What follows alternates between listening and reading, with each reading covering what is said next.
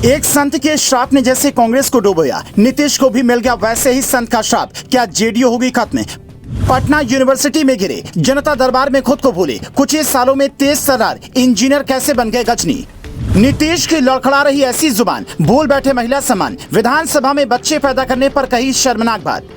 कई दिग्गज कहते हैं कि कांग्रेस की ये खस्ता हालत करपात्री महाराज के श्राप की वजह से हुई है और अब नीतीश की जेडीयू को भी एक संत ने श्राप दे दिया है। तो क्या जेडीयू की हालत भी आने वाले दिनों में कांग्रेस से भी खराब हो जाएगी? इंसान जब बर्बादी की कगार पर होता है तो उसकी जुबान से निकले मीठे शब्द भी लोगों को तीखे लगने लगते हैं और क्रेडिट भी हाथ से जाने लगता है। तो क्या नीतीश कुमार के साथ भी यही हो रहा है? हम आपको कुछ उदाहरण से समझाने की कोशिश करते हैं, फिर बताते हैं कि जेडीयू और नीतीश दोनों को किसने कितना बड़ा श्राप दिया है। ये तस्वीर पटना यूनिवर्सिटी की है। नीतीश कुमार चलते चलते गिर पड़े, सुरक्षा कर्मियों को चिंता सताने लगी। कहीं नीतीश बाबू का स्वास्थ्य तो नहीं बिगड़ गया है, पर जांच हुई तो सब कुछ सामान्य मिला। उसके एक दिन पहले जनता दरबार में नीतीश खुद को ही भूल गए। दरअसल एक व्यक्ति शिकायत लेकर आया तो नीतीश ने कहा गृह मंत्री को फोन लगाया जाए, जबकि बिहार के गृह मंत्री वो खुद ही हैं। उसके बाद 7 अक्टूबर को विधानसभा में जातिगत सर्वे की आर्थिक आंकड़े पेश करते हुए नीतीश कुमार ने हद ही पार कर दी। जिस सदन में महिलाओं की सुरक्षा सम्मान के कानून बनते हैं, वहाँ नीतीश ये बता रहे थे कि महिलाएं पढ़ने लिखने के बाद कैसे शादी के बाद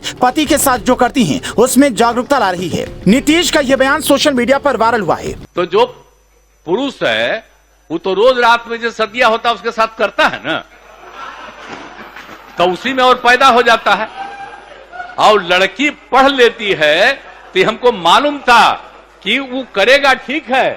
नीतीश ने जैसी भाषा का इस्तेमाल सदन में किया, वैसी भाषा का इस्तेमाल शायद डॉक्टर की पढ़ाई करने वाली लड़कियों के सामने प्रोफेसर भी नहीं करते होंगे, जबकि उन्हें तो हर चीज ढंग से पढ़नी होती है। तो सवाल है कि क्या नीतीश कुमार ये सोचने समझने में असमर्थ हो चुके हैं कि कहाँ क्या बोलना है? बिहार की आधी आबादी यानी कि पूरी महिलाएं नीतीश के इस बयान के खिलाफ हैं, पर राबड़ी देवी इसे जुबान फिसलना बता रही हैं। पर असल बात जुबान फिसलने की नहीं है, बल्कि ऐसा माना जाता है कि जब आपका बुरा वक्त होता है तो आप खुद ही ऐसी ऐसी गलतियां करने लगते हैं जिसका आपको पता भी नहीं चलता। नीतीश कुमार जब ये बातें कर रहे थे उससे 2 दिन पहले ही बिहार पहुंचे जगत गुरु रामभद्राचार्य ने कहा, बिहार में बहुत दिनों तक जंगल राज नहीं चलेगा। मेरी कथा 1 साल से प्रस्तावित है। पटना की कमिश्नर ने परमिशन नहीं दी। गांधी मैदान किसी के बाप का नहीं है। नीतीश बाबू मत दो गांधी मैदान में परमिशन। मैं प्रतिज्ञा करता हूँ कि अब तो गांधी मैदान में कथा करने तभी आऊंगा जब बिहार में कमल खिलेगा।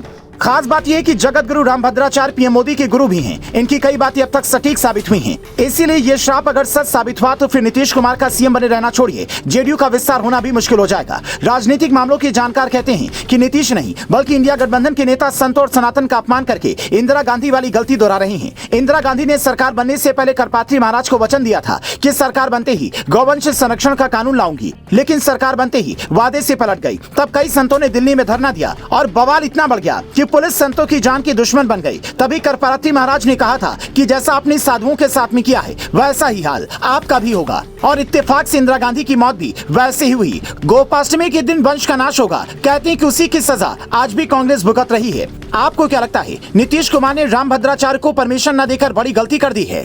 कमेंट कर बताएं। आखिर संतों की कथा से कुछ नेताओं को दिक्कत क्यों है? अगर हिंदुस्तान में संत कथा नहीं कह सकते तो फिर कहां जाकर कहेंगे? क्या परमिशन न देने वाले अधिकारी और नेता इस सब का जवाब देंगे?